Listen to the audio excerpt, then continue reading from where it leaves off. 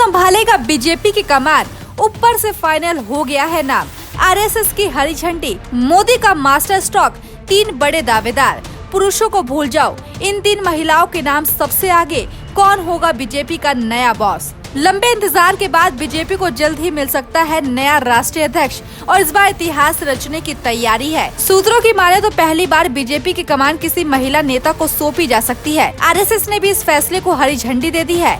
अब सवाल ये है कि कौन होगी वो महिला जो पार्टी की बागडोर संभालेगी।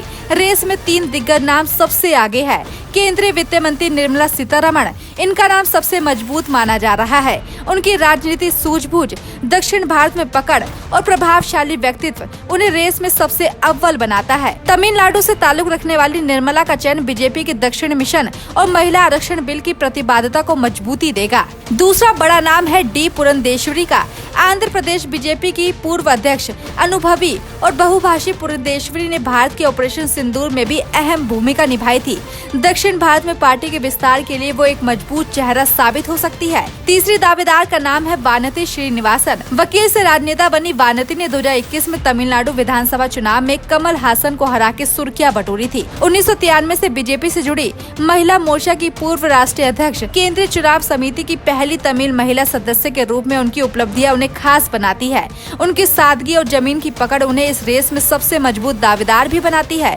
महिला मतदाताओं का भरोसा जीत चुकी बीजेपी 2023 में महिला आरक्षण बिल पास कर इतिहास रच चुकी है। अब अगर पार्टी महिला राष्ट्रीय अध्यक्ष चुनती है तो ये सिर्फ एक बड़ा फैसला नहीं बल्कि 2029 के लिए एक बड़ा सामाजिक और राजनीतिक कदम भी होगा। महिला शक्ति के जरिए बीजेपी एक नया संदेश देने की तैयारी में है। बता दें कि भारतीय जनता पार्टी को हाल ही के वर्षों में महिला मतदाताओं को जबरदस्त समर्थन मिला है, खासकर महाराष्ट्र, हरियाणा और दिल्ली जैसे राज्यों में। यही नहीं, 2023 में महिला आरक्षण विधेयक पारित कर बीजेपी ने एक ऐतिहासिक कदम भी उठाया, जिसमें लोकसभा और विधानसभाओं में महिलाओं के लिए 33% आरक्षण का प्रावधान किया गया है। ऐसे में अगर पार्टी अपने अगले राष्ट्रीय अध्यक्ष के रूप में किसी महिला नेता की नियुक्ति करती है तो ये सिर्फ बड़ा फैसला नहीं होगा बल्कि एक मजबूत सामाजिक संदेश भी होगा। साथ ही ये कदम 2029 की तैयारी और युवा महिला मतदाताओं को जोड़ने के लिए रणनीति का हिस्सा भी माना जा रहा है। Bureau report, action India live. कौन संभालेगा बीजेपी की कमान, ऊपर से फाइनल हो गया है नाम।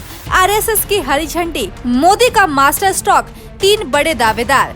पुरुषों को भूल जाओ, इन 3 महिलाओं के नाम सबसे आगे। कौन होगा बीजेपी का नया बॉस? लंबे इंतजार के बाद बीजेपी को जल्द ही मिल सकता है नया राष्ट्रीय अध्यक्ष और इस बार इतिहास रचने की तैयारी है। सूत्रों की माने तो पहली बार बीजेपी की कमान किसी महिला नेता को सौंपी जा सकती है। आरएसएस ने भी इस फैसले को हरी झंडी दे दी है। अब सवाल ये है कि कौन होगी वो महिला जो पार्टी की बागडोर संभालेगी। रेस में 3 दिग्गज नाम सबसे आगे है। केंद्रीय वित्त मंत्री निर्मला सीतारमण, इनका नाम सबसे मजबूत माना जा रहा है। उनकी राजनीतिक सूझबूझ, दक्षिण भारत में पकड़ और प्रभावशाली व्यक्तित्व उन्हें रेस में सबसे अव्वल बनाता है। तमिलनाडु से ताल्लुक रखने वाली निर्मला का चयन बीजेपी के दक्षिण मिशन और महिला आरक्षण बिल की प्रतिबद्धता को मजबूती देगा। दूसरा बड़ा नाम है डी पुरंदेश्वरी का। आंध्र प्रदेश बीजेपी की पूर्व अध्यक्ष, अनुभवी और बहुभाषी पुरंदेश्वरी ने भारत के ऑपरेशन सिंदूर में भी अहम भूमिका निभाई थी। दक्षिण भारत में पार्टी के विस्तार के लिए वो एक मजबूत चेहरा साबित हो सकती है। तीसरी दावेदार का नाम है वानती श्रीनिवासन। वकील से राजनेता बनी वानती ने 2021 में तमिलनाडु विधानसभा चुनाव में कमल हासन को हरा के सुर्खियां बटोरी थी। 1993 से बीजेपी से जुड़ी महिला मोर्चा की पूर्व राष्ट्रीय अध्यक्ष, केंद्रीय चुनाव समिति की पहली तमिल महिला सदस्य के रूप में उनकी उपलब्धियां उन्हें खास बनाती है। उनकी सादगी और जमीन की पकड़ उन्हें इस रेस में सबसे मजबूत दावेदार भी बनाती है।